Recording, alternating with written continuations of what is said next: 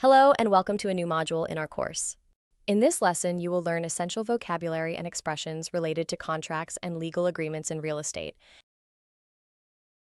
Let's start with some key terms you will often find in property contracts. A contract is a written document that shows a legal agreement between two or more people.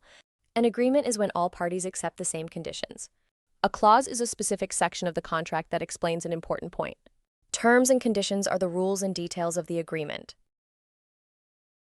Next, let's look at some more important words. A signature is your written name to show that you accept the contract. Validity means how long the contract is legally active. An obligation is something that one side must do according to the contract.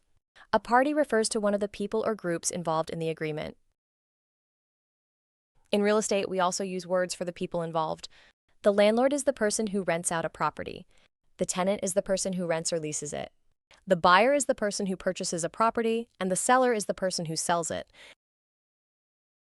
Here are some example sentences you can use when talking about contracts.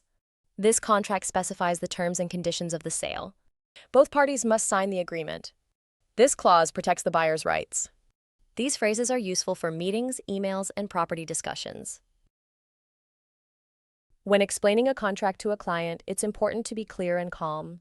For example, you can say, "This clause explains your obligations as a tenant," or "The validity of the contract is 1 year."